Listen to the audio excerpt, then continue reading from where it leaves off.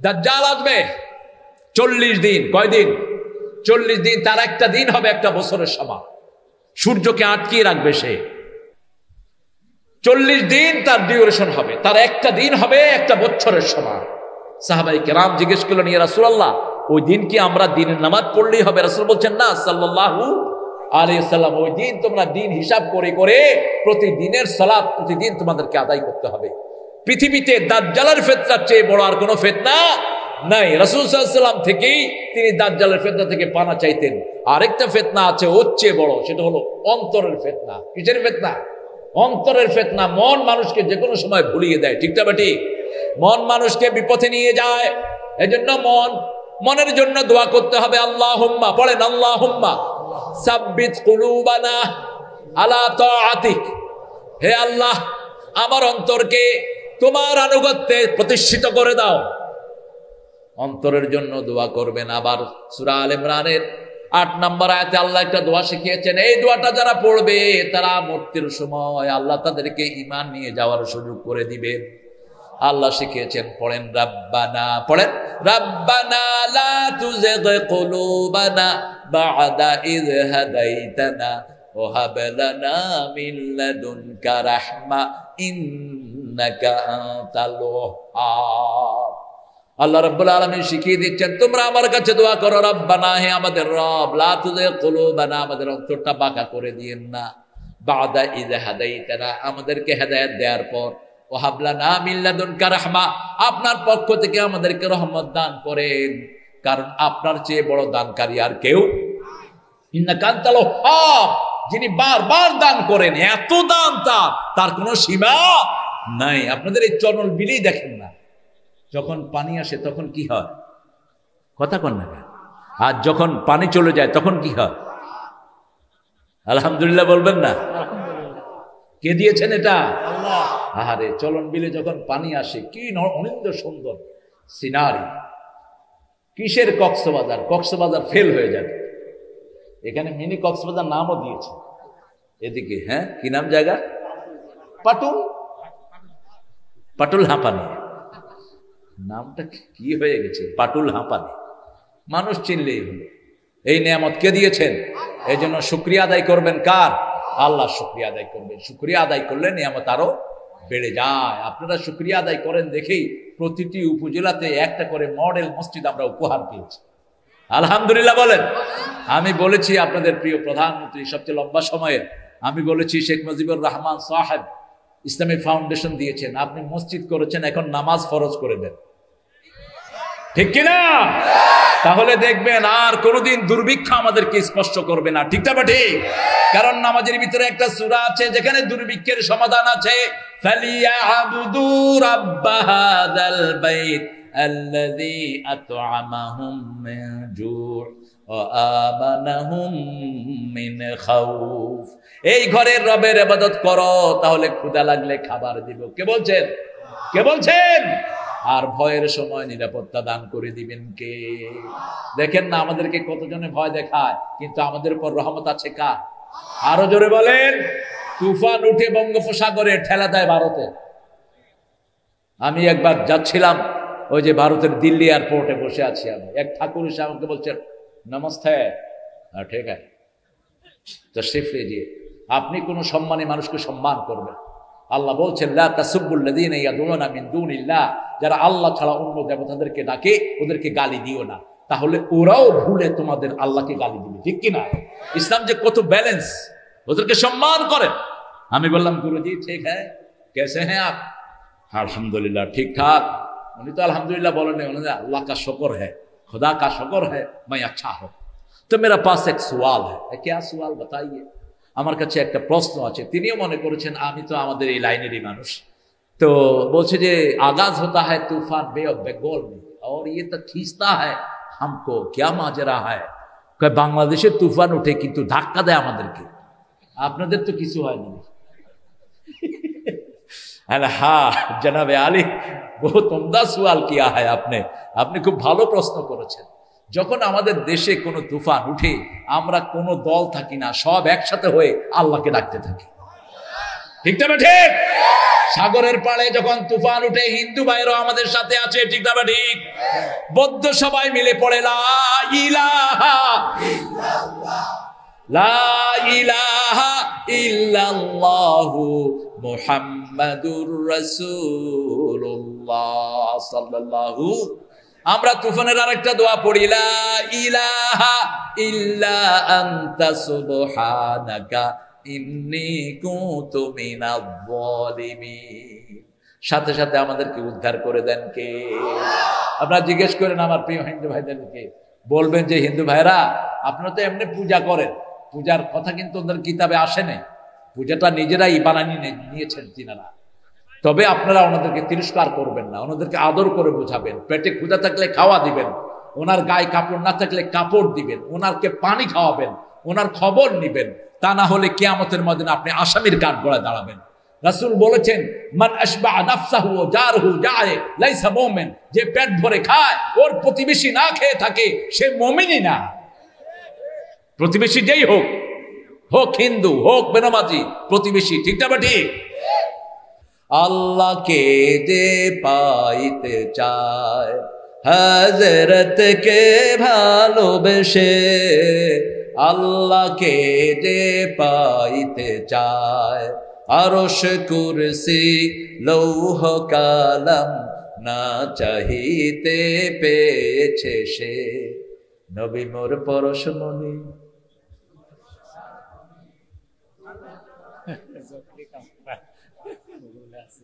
জপতে হবে কার নাম? দুই একজন জপেছেন এদিকে। নবী মোর পরশমণি, নবী মোর সোনার খনি, আল্লাহ নাম জপে যে জন সেই তো জাহানের ধনী। নবী মোর পরশমণি। আপনার কি আল্লাহকে ভালোবাসে? চান তো? চাই, আমরাও চাই। কিন্তু আল্লাহ বলছেন আমাকে তুমি কেমনে ভালোবাসবা? ভালোবাসার জন্য দেখা শর্ত, আমাকে দেখো না, আমি তোমাদেরকে দেখি। তোমরা নবীকে অনুসরণ করো, আমি আল্লাহ নিজেই তোমাদেরকে ভালোবাসবো। কার কথা? কার কথা? আর যখন আল্লাহ ভালোবাসবেন আমাদের গুনাহ মাফ করে দিবেন কে? আমার নবী জীবনে মিথ্যা কথা বলেন নাই, আমরাও বলবো। বিবির সাথে দুর্ব্যবহার করেন নাই, আমরাও করব। পিতামাতার সাথে কখনো বেয়াদবি করেন নাই, আমরাও করব। আগে নিজে খাবো না, আগে কাকে খাওয়াবো? আব্বা আম্মাকে খাওয়াবো। রাজি আছেন তো? আব্বা আম্মা বেনামাজি, তাও খাওয়ান তাকে। খুশি হবেন কে? কে খুশি হবেন? বিনয়ের সাথে তাদেরকে বলেন, আব্বা আম্মা আল্লাহ নামাজ ফরজ করেছেন, আপনি পড়েন। ধমক দিবেন না, ধমক দেয়া হারাম। ধমক দেয়া কি? হারাম। পিতা মাতার খেদমতের কথা কোরআনে আছে না নাই? কথা কন না কেন? কিন্তু অন্য কোন মানুষের খেদমতের কথা এসেছে? কোন পীর সাহেবের কথা এসেছে? পিতা মাতার খেদমত করা সুন্নত না নফল? হ্যাঁ, আরো জোরে বলেন। কোন সূরা এসেছে? সূরা বনে ইসরাইল এসেছে, সূরা বাকারায় এসেছে।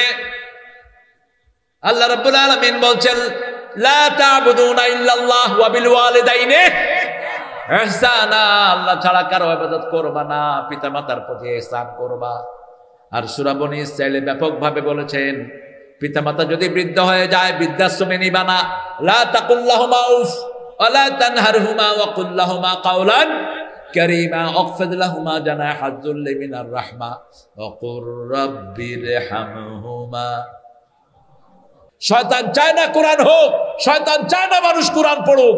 এখন আমাদের দেশে কোরআন পড়া আছে, কিন্তু ব্যাখ্যাও জানে না, তাফসীরও জানে না। ঠিক না ঠিক? তেলাওয়াতের লাভ কি? তেলাওয়াতের সামান্য সওয়াব আছে, কিন্তু আপনি যদি কোরআনের ভিতরের কি কথা এটা না জানেন, এই কোরআন আপনাকে নিয়ে জান্নাতে যেতে পারবে? যেমন এক লোক যশোরের ছেলের নাম রাখলো তুকাজ্জেবান। তুকাজ্জেবান মানে বুঝেন? দুই মিথ্যুক। কয় মিথ্যুক? দুই মিথ্যুক। এক হুজুর গেছে, বড় আলেম গেছে বাসায়, কয় তুকাজ্জেবান বাবা এদিকে আসো। কি রাখলেন? কয় কোরআন শরীফ আল্লাহ 23 বার করেছে, ফাবে আইয়া আলাই রব্বি। এই আল্লাহ রাব্বুল আলামিন কোরআনকে তুলে নেবেন, তবে দেরি আছে এখনো 100-150 বছর। কত বছর আছে সেটা জানেন কে? কিয়ামতের বড় 10টা আলামত প্রকাশিত হতে হবে। প্রথমে তাতিস সামা বিদখানিন মুবিন, সারা আকাশে ধোঁয়া আসবে। কি আসবে? ধোঁয়া আসবে, দুখান। এই ধোঁয়াটা কাফেরদের নাক দিয়ে ঢুকবে, মলদার দিয়ে বের হবে। যন্ত্রণায় কাফেররা চিৎকার করতে থাকবে আর বলতে থাকবে অবশেষান্নাল আযাব, হে আল্লাহ আযাব তুলে নেন, আমরা সব কালেমা পড়ে মুসলমান হয়ে যাব। আর মুমিনদের নাকে যখন এই ধোঁয়াটা লাগবে, একটু সর্দির মতো একটু হাসি হবে, মুমিনদের কোনো কষ্ট হবে না। আল্লাহ আমাদেরকে মুমিন হিসাবে কবুল করেন। আজকে প্রথম ওয়াদা, আমরা মিথ্যা কথা বলবো। দ্বিতীয় ওয়াদা, 5 ওয়াক্ত নামাজ পড়বো। রাজি আছি তো? একটু হাত তুলে দেখান তো কারা কারা রাজি আছে। বলেন, হে আল্লাহ, হে আল্লাহ, আপনার নামে ওয়াদা করছি জীবনে আর কোনোদিন ফরজ নামাজ, ফরজ রোজা, ফরজ পর্দা ছেড়ে দেব না। আমিন ইয়া রাব্বাল আলামিন। হাতগুলো নামায়। 3 নাম্বার, আমরা কোনো আমানত খেয়ানত করব? আমানত অনেক ব্যাপক জিনিস। প্রথম আমানত হলো পিতামাতার হক, স্ত্রীর হক, ঠিক না ঠিক? সন্তানের হক। আপনার সন্তানের প্রথম হক হলো সন্তানকে আল্লাহর পড়া পড়াতে হবে, ঠিক না ঠিক? সন্তানকে শিখাতে হবে লা ইলাহা মুহাম্মাদুর। আমাদের দেশে অনেক ছেলে মেয়ে আছে কালেমা জানে না, আছে না নাই? আমি গেছি গাইবান্ধাতে একটা বাসায়, ওই বাসার লোকটা আর্মিতে চাকরি করে। তিনি এসেছেন আমার খেদমতের জন্য ছুটি নিয়ে। তার ছেলেকে জিজ্ঞেস করেছি, বাবা এদিকে আসো, আমাদের আল্লাহর নাম কি? চুপ করে বসে আছে। আল্লাহর নাম কি?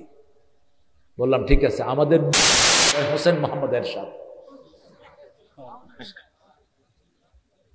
হ্যাঁ, তুমি কোন ক্লাসে পড়ো? কোন স্কুলে? ব্র্যাকের স্কুলে। ব্র্যাকের স্কুল আছে না? কি পড়ায়? আগডম বাগডম ঘোড়াডুম। কি এটা? স্যাররাও বোঝে না। হাট্টিমা টিম টিম তারা, তাদের মাথায় খাড়া দুটো সিং, তারা মাঠে গাঁজা খেয়ে যে কবিতা লেখছে আল্লাহ ভালো জানে। কি লেখো সেগুলো? গাধা, যাদের মাথায় সিং, এরা কি ডিম পাড়ে নাকি? লিখেছে এগুলো। এখন একজন এসে বলছেন আমরা বান্দরের গোষ্ঠী। তো সরকার অবশ্যই এটাকে সাইজ করেছে, বলছে তুই নিজে বান্দর, তুই মানুষের বান্দরের গোষ্ঠী কইলি কে? কি নাম জানি তার? হ্যাঁ, তারেও পোলাপান বান্দর বানায় ছেড়ে দিছে। খবরদার, আমরা রবের শিক্ষানীতি পড়বো। রাজি আছি তো? কথা বলেন না কেন? আপনার বাচ্চাকে মাদ্রাসায় দেন, মাদ্রাসায় পড়বে আর রহমানির রাহিম মালিকি ইয়াউমিদ্দিন, আর শুরুতে গিয়ে পড়বে আলহামদুলিল্লাহ রাব্বিল আলামিন। কবরের প্রশ্নের উত্তর এমনি হয়ে যাবে, ঠিক না ঠিক? 3 নাম্বার, আমানত খেয়ানত করব না। 4 নাম্বার, ওয়াদা খেলাফ করব। 5 নম্বর, কাউকে গালি দেব। এই 5টা কাজ করতে পারবেন তো? আল্লাহ তৌফিক দান করুক। এবার আল্লাহ রাব্বুল আলামিন বলছেন আমার নবীকে মানো। আমরা বললাম কোথায় মানবো? নবী জিহাদ করেছেন, আমরাও লাগলে জিহাদ করব। নবী হিন্দুদের অধিকার দিয়েছেন, মুশরিকদের অধিকার দিয়েছেন, আমরাও দিব। রাসূলের কাছে যে মাপ চেয়েছে তাকে তিনি মাফ করে দিয়েছেন, ঠিক না ঠিক? আপনি আপনার ভাইকে মাফ করে দেন, আপনার বোনকে মাফ করে দেন। আপনি সম্পত্তি বন্টনের সময় বোনকে আগে দেন। রাসূল সাল্লাল্লাহু আলাইহি ওয়াসাল্লাম বলছেন বহু পিতামাতা দুনিয়াতে থাকতে জাহান্নাম ঠিক করে আসে। সাহাবায়ে কেরাম বলেন এটা কেমন কথা ইয়া রাসূলুল্লাহ, কারা এরা? রাসূল বলছেন নিজের জমি মেয়েকে দেয় না, সব ছেলেকে দিয়ে যায়। এরকম বাপ আছে না নাই? আবার কোন ছেলেকে বেশি, কোন ছেলেকে। খবরদার, মালিকানা কার? আপনি কখনো মালিক হবেন না, আপনি গোলাম হন। সব নবীরা গোলাম ছিলেন, ঠিক না ঠিক? সবচেয়ে বড় গোলাম ছিলেন মুহাম্মদ সাল্লাল্লাহু। এজন্য আমরা বলি আশহাদু আন্না মুহাম্মাদান আবদুহু। আব্দুল মানে কি? মানে কি? গোলাম। আবার রাসূলের কথা যখন কোরআন শরীফে আল্লাহ শুরুতে বলছেন ওয়া ইন কুনতুম ফি রাইবিম মিম্মা নাযালনা আলা আবদিনা ফাআতু বিসূরাতিম মিন মিসলি ওয়াদউ শুহাদাআকুম মা দুনিল্লাহি ইন কুনতুম সাদিকিন। কার কথা? এই গোলামের উপরে যা নাজিল করেছি, এই গোলামের ব্যাপারে আর যা নাজিল করেছি তার ব্যাপারে যদি সন্দেহ থাকে একটা সূরা তোমরা বানাও। এটা বানানোর জন্য যত সাক্ষী দরকার সবাইকে ডেকে নিয়ে আসো, যদি তোমরা সত্যবাদী হয়, ঠিক না বেটি? আবার যখন রাসূলকে অ্যাড্রেস করলেন মেরাজের সময়, সেখানে আব্দুল বললেন কে? সুবহানাল্লাযী আসরা বিআবদিহি লাইলাম মিনাল মাসজিদিল হারাম ইলাল মাসজিদিল আকসাল্লাযী বারাকনা হাওলাহু লিনুরিয়াহু মিন আয়াতিনা ইন্নাহু হুয়াস সামিউল বাসীর। আল্লাহু আকবার। ওই মহাপবিত্র আল্লাহ সুবহানাল্লাযী আসরা বিআবদিহি, যিনি তার বান্দাকে রাতের বেলায় সফর করালেন বাইতুল্লাহ থেকে বাইতুল আকসা। কার কথা?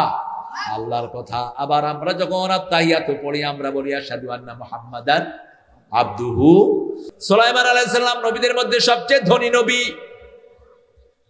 এক মাসের রাস্তা এক সকালে তিনি পাড়ি দিতেন। আল্লাহু আকবার। হাজার হাজার টন জিনিস নিয়ে তার সিংহাসনটা বাতাসে উড়ে বেড়াতো। তিনি বাতাসকে যেখানে বলতেন বাতাস তাকে সেখানে নিয়ে যেত। তার সাথে এক একটা ড্যাগ থাকতো, এক ড্যাগের ভিতরে একসাথে 5টা ওট নাচতে পারতেন। এরকম হাজার হাজার ড্যাগ ওনার সাথে থাকতো আর মানুষ থাকতো। সুবহানাল্লাহ বলবেন না? নবীদের মধ্যে তিনি ছিলেন সবচেয়ে ধনী। এই জন্য জান্নাতে যাবেন সবার সবার শেষে, সবার শেষে। গরিবেরা জান্নাতে যাবে সবার আগে। আলহামদুলিল্লাহ বলবেন না? তিনিও ছিলেন নি'মাল আবদ, আমার শ্রেষ্ঠ বান্দা। আমরা কার বান্দা হব? আপনি মালিক হতে চাইবেন না, আপনি বান্দা থাকবেন। সম্পদ আল্লাহ দিয়েছেন, আল্লাহ বলেছেন যদি জীবিত অবস্থায় ভাগ করো, মেয়েও 2 ভাগ পাবে, ছেলেও 2 ভাগ পাবে জীবিত অবস্থা। আর যদি পিতামাতা মারা যায় তাহলে ছেলে পাবে 2 ভাগ, মেয়ে পাবে 1 ভাগ। এগুলো জেনে নেবেন, এগুলো ফরজ। আপনি যদি এগুলো জেনে ভাগ করে নিয়ে না দেন, বাচ্চারা জমি জামা নিয়ে কিলাকিলি করবে, আপনার কবরে আযাব হবে। ঠিক না? ঠিক। খবরদার এগুলো শর্ট আউট করে দেন। এই জন্য রাসূল সাল্লাল্লাহু আলাইহি ওয়াসাল্লাম বলছেন তুমি রাতে শোয়ার আগে তোমার বালিশের নিচে ওসিয়তনামাটা লিখে যাও। কোথায় তোমার কি সম্পদ আছে, কোথায় তোমার কোন জিনিস আছে, এগুলো তোমার বিবিকে জানিয়ে যাও। তুমি বালিশের নিচে একটা ওসিয়তনামা রেখে যাও। আপনার কোনো মেয়েকে আপনি বঞ্চিত করবেন না। হ্যাঁ, মেয়েকে আপনি দিয়েছেন, মেয়ে যদি বলে যে বাবা আমি তো আমার বাড়ি থেকে অনেক পেয়েছি, আমার সম্পদটা আমার ভাইকে দিয়ে দিলাম, তাহলে কোনো অসুবিধা নাই। কিন্তু আপনি এটা হাতে নিতে পারবেন না। অনেকে বলে বাবা মা তোর জন্য দোয়া করে দিলাম, তোর জমিটা তোর বাইরে দিয়ে দিলাম। এরকম আছে না নাই? আপনি তো দোয়া করবেনই, এটা মেয়ের অধিকার। আয-যাকারু মিসলু হাজ্জিল উনসায়াইন, ছেলে পাবে 2 ভাগ, মেয়ে পাবে 1 ভাগ। এটা কার আইন? আল্লাহর আইন। কিন্তু যদি জীবদ্দশায় বন্টন করেন, নোমান ইবনে বশিরের হাদিস। নোমান ইবনে বশির একজন বড় সাহাবী ছিলেন, তিনার বিবি ছিলেন 3 জন। কয়জন? 3 জন। তিনি এক বিবিকে একটা গোলাম দিলেন। কথা বুঝেন তো? বিবিকে গোলাম দেওয়ার পরে বিবি এই গোলামকে নিয়ে রাসূলের কাছে গিয়ে বলছে ইয়া রাসূলুল্লাহ, আমার স্বামী এই গোলাম আমাকে দিয়েছে, আপনি সাক্ষী থাকেন। রাসূল সাল্লাল্লাহু আলাইহি ওয়াসাল্লাম বললেন তোমার অন্য বান্ধবীদেরকে, নোমানের অন্য বউদেরকে কি সে এরকম গোলাম দিয়েছে? কয় না, দেয়নি। রাসূল বললেন লা আশহাদু আলা হাযা যুর, আমি এই মিথ্যার সাক্ষী হতে পারবো? দিলে সবাইকে দিতে হবে। ঠিক না? ঠিক। সবাইকে কয়টা করে দিতে হবে? 1টা করে দিতে হবে। এই হাদিস থেকে সাহাবায়ে কেরাম বলেন, এই হাদিস থেকে অনুমেয় হয় যদি জীবদ্দশায় কেউ ভাগ করে, ছেলেও সমান মেয়েও সমান। আর মৃত্যুর পরে যদি ভাগ করে, ছেলে পাবে 2 ভাগ, মেয়ে পাবে। আবার মেয়েকে কোনো বাজে জায়গা দিবেন না, আগে মেয়েকে দিবেন। সূরা লোকমান আল্লাহ বলছেন ওয়া ওয়াসাইনাল ইনসানা বিওয়ালিদাইহি হামালাতুহু উম্মুহু ওয়াহানান আলা ওয়াহান ওয়া ফিসালুহু ফি আমাইন আনশকুরুনি ওয়া লিওয়ালিদাইক ওয়া ইলাইয়াল মাসির। 2 জনের ব্যাপারে তোমাদেরকে ওসিয়ত করছি, একজন তোমার মা আর একজন তোমার বাবা। তবে মায়ের কথা তোমরা ভুলে যেও না। পেটে ধারণ করেছেন কে? জোরে বলে। রক্ত প্রবাহিত হয়েছে কার? 2 বছর দুধ পান করিয়েছেন কে? এই মায়ের কথাটা নিলেন কে? আগে দিবেন মাকে, মেয়েকে আগে দিবেন। আমার আপন ভাই, জ্ঞানী মানুষ, অনেক পড়াশোনা করেছে, তিনি আমাকে বলছেন একদিন হঠাৎ করে যে তারেক, মেয়েদেরকে তো ভালো জায়গা দিতে হয় না। আল্লাহ কোথায় পেয়েছেন? কয় সমাজে তো দেয়, খারাপ জায়গা যেগুলো সেগুলো মেয়েদেরকে দিয়ে দেয়। আমরা খবর দাও, মেয়েদেরকে মেয়েরা যেটা চাইবে সেটা দিবে। মেয়েদের সংখ্যাটা আল্লাহ আগে নিয়েছেন। রাসূল সাল্লাল্লাহু আলাইহি ওয়াসাল্লাম যখন কোথাও থেকে আসতেন, প্রথম হাদিয়া কার হাতে দিতেন? জোরে বলেন। মেয়ের হাতে দিতেন, ঠিক না? ঠিক, বিবির জন্য উপহার নিয়ে আসতেন। আপনারা কি নিয়ে আসেন কে জানি, অনেকে তো কিল নিয়ে যায় বাসায়, বাসায় যায় কই করে তুই বেয়াদব, বিবির গায়ে হাত তুলবি, বিবি মাফ করে দেয়া ছাড়া আল্লাহ তোরে মাফ করবে না। চরিত্রহীন পুরুষেরাই বিবির গায়ে হাত তোলে, চরিত্র যাদের ভালো তারা কখনো বিবির গায়ে হাত তোলে না। রাসূল বিবিকে সবচেয়ে সুন্দর নামে ডাকতেন। আল্লাহ ফরজ করেছেন বিবির সাথে ভালো ব্যবহার করা, আশিরুহুন্না বিল মারুফ, পারিবারিক জীবনের সবচেয়ে সুন্দর ব্যবহার বিবিদের সাথে করবা। রাসূল কোনোদিন চিৎকার করে বিবিদের সাথে কথা বলেন নেই। মা আয়েশা রাদিয়াল্লাহু আনহা বলতেন আমরা রাগ করতাম, কিন্তু রাসূল কখনো আমাদের উপর রাগ করেন নাই। মেয়েদের সাথে তর্ক লিপ্ত হবেন না, কারণ মেয়েদের এই ঘুটলিটা আল্লাহ এমন ভাবে বানিয়েছেন, মিনিটে এটা 200 বার লড়ে, আর পুরুষেরটা লড়ে 70-80 বার। পুরুষ এক কথা বলার আগে মেয়েরা 3 কথা বলে বসে থাকে, তখন চুলে ধরে কয় এত কথা কষ্ট। ওর যদি এটা দ্রুত না হতো তাহলে তো ওর বাচ্চারা শিখতে পারতো না, বাচ্চারা মাতৃভাষা শিখে, ঠিক না? বা ঠিক, একটা মেয়ের 5টা বাচ্চা হয়, যেমন যেই মেয়ের বাচ্চা বেশি ওই মেয়ে জান্নাতি, বলেছেন মুহাম্মদ সাল্লাল্লাহু। যেই পরিবারের সন্তান বেশি ওই পিতামাতা কোথায় যাবে? জান্নাতে চলে যাবে। আলহামদুলিল্লাহ বলেন। এখন আমরা স্লোগান করেছি ছেলে হোক মেয়ে হোক 2টি সন্তানই অতিষ্ঠ, একটা হইলে ভালো, না হইলে হ্যাঁ, না হলে বুঝি আরো ভালো। ওই যে চাইনিজ উল্লুকের এখন দেখেন সন্তান 0 পয়েন্টে দাঁড়িয়েছে, এখন কয় যেটা সন্তান নিবি যেমনি নেস, সন্তান পেটে আসলেই প্রতি মাসে $500 উপহার পাবি। তারপরেও ঘোড়ার ডিম হয় না, এটা আল্লাহর রহমত, ঠিক না? ঠিক, 1 ফোঁটা সুকিটের ভিতরে 2.5 লক্ষ মানুষের জীবন থাকে। আল্লাহ ইচ্ছা করলে কাউকে 1টা দেন, কাউকে 2টা দেন, কাউকে 3টা। এই পৃথিবীর হায়েস্ট রেকর্ড, একটা মায়ের পেটে একসাথে 12টা সন্তান এসেছে। আর বাংলাদেশের হায়েস্ট রেকর্ড হলো 7টা। কয়টা? 7টা। কিসের নিয়ন্ত্রণ করবা তুমি? বাংলাদেশের মানুষের কারণেই তো বরকত বেশি, ঠিক না? ঠিক, এত মানুষ বেশি, যেখানে বরকত বেশি সেখানে রাসূল বলেছেন তাজাওয়াদাল ওয়ালুদাল ওয়াদুদ, বেশি সন্তান ধারণ করতে পারে এমন মেয়েকে বিয়ে করবা যাতে আমার উম্মতের সংখ্যা বেড়ে যায়।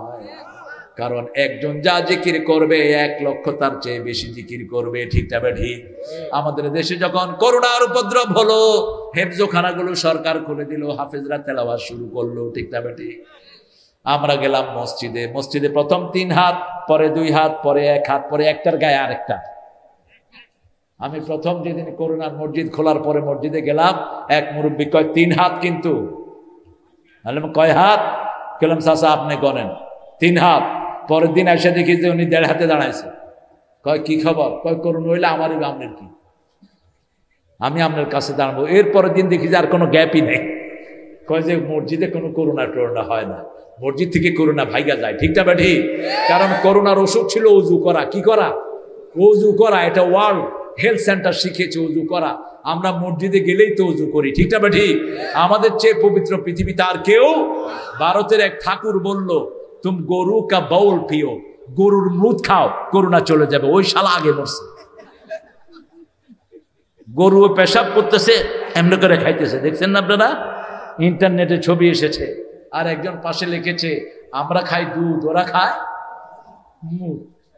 যেটা ফেলায়া দেওয়া দরকার এটা ওরা খায়, আর যেটা খাওয়া দরকার ওটা ফালায়া দেয়। আল্লাহ যে মুসলমানদেরকে কি নিয়ামত দিয়েছেন আমার প্রিয় ভাইয়েরা, কোন নোংরা জিনিসের মধ্যে আরোগ্যতার কিছুই নাই। সব ভালোগুলোকে আমাদের জন্য হালাল করে দিয়েছেন কে? তাহলে সূরা আল ইমরানের আজকে আমরা প্রথম সবক নিলাম, যা কিছু চাইতে হবে কার কাছে? আল্লাহ ছাড়া কারো কাছে চাওয়া যাবে?